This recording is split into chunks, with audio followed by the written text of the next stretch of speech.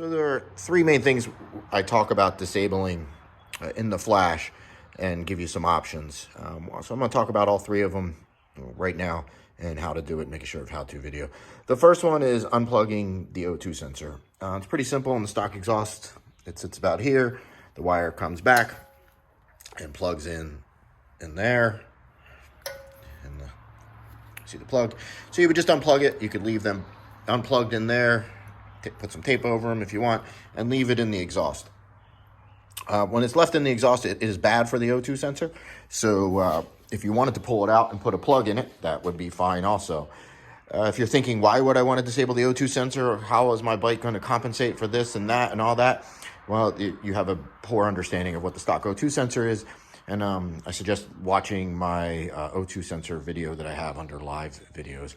It will explain why that's very important to disable it to get the best results. Next system I'm going to talk about is the charcoal canister or the evap canister. And what this does, when it's set up stock, it has one of the vents runs from your fuel tank, runs down to the top of the charcoal canister, and then that goes through a valve, and then it goes out of the valve and into the bottom of your throttle bodies, and that's a vacuum port, and you can see that I have it capped with a yellow cap. After I remove the system, that's to prevent any vacuum leaks, and that's very important to do if you're going to fully remove this. When you fully remove it, you also, and I was actually able to just use the lines that were with this originally and make a new vent so that it just comes down and exits under the bike safely. If you don't want to do this, that's fine. This turns on when you start the bike, causes very little issues. I'm not sure exactly how long it runs, but it clears out the evaporation. It's good for the emissions. And check where you live, because like in California, this would be completely illegal to remove. In other states, I'm not sure. And sometimes the only problems I've really seen with it is when if you overfill your tank and it spills into those overflow lines, it can clog this charcoal canister, and for a few starts, it'd be hard to start. But if that's not really a big deal and you're going to be careful when you're filling it, feel free to leave the charcoal canister on there. And for stock bike flashes, I generally just recommend leaving all this stuff there, because if you're keeping the bike stock, then I take that as you really don't want to work on it a lot. So leave the charcoal canister on there. Not a thing I'm going to talk about is the pair valve block-off plates. So I have it down this far. This is not something we want to do with the stock exhaust. The stock exhaust has a catalytic converter in it. The pair valve helps with keeping that catalytic converter healthy. Catalytic converter on this bike is pretty small, and we want to keep it as healthy as possible so it flows well. If you're not sure how to get to this point where I'll have the tank off and the ECU sitting there, then be sure to look at my ECU removal instructions. So next thing we're going to do from here, just pull this off, a little protective. I'm going to disconnect the little sensor here, the air temp sensor, and then I'm going to remove all the screws around the airbox. Now I have the airbox lid off, so I'm ready to pull the base of the airbox off. So this is still, again, pretty easy. Kawasaki really made this bike pretty convenient to work on. So we're going to pull the center screw out of here. We're going to move the bolt out of here. And on both sides, up under there you can see it, there is one on each side, and that loosens the clamp that's on the base of the throttle bodies. And then our ram air tube is, there we go, right in there, and I'll loosen that, and the base will pull off. They're all loose. The last two things I got to pull is this is the crankcase ventilation line. We're going to pull that, and then the pair valve line comes up underneath the airbox there. We're going to pull that also off the base of the airbox. There's also a little water drain line that was hiding on the bottom that I needed to remove. So let's talk a little bit about the pair valve, what it does, why we block it off, and why it's one of the most misunderstood things in the motorcycle industry. So pair valve, AIS valve, and Yamaha speak, what it does is it takes fresh air from your airbox, and when the throttle is closed, it opens that valve. And then that valve, with the suction on the exhaust port, this is outside the combustion chamber, it affects nothing inside the combustion chamber. So the exhaust port has vacuum in it, it opens that valve, it pulls fresh air from your airbox into the exhaust port. It's normal to have unburnt fuel on closed throttle. You have a hot exhaust port, you have unburnt fuel, and you have fresh air.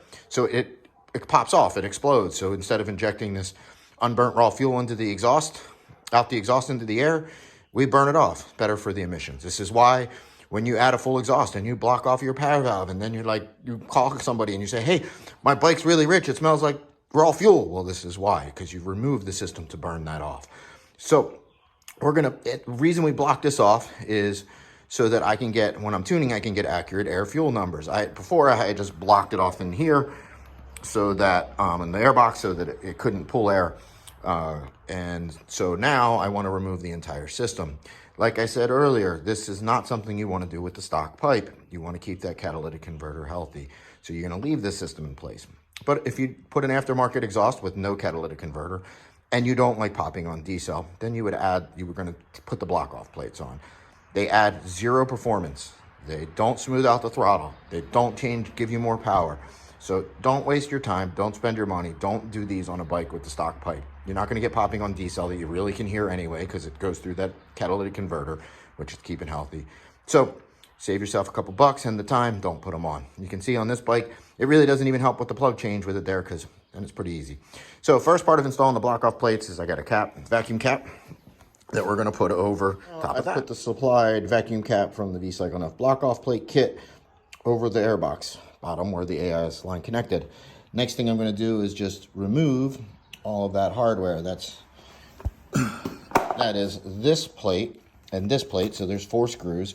Remove all of this is the solenoid for the AIS.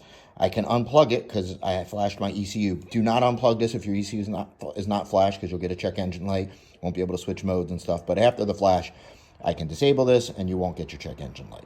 When you take the covers off, this is what you're going to be looking at. This is a reed valve. This prevents pressure coming back in through the system to the air box when it's all hooked up. In this case, we're just going to leave it there because it has a rubber gasket on the outside of it, and that's going to help seal the bottom of the plate. You can see I kind of have the other plate in position. We're just going to put it on. Doesn't matter which way these go.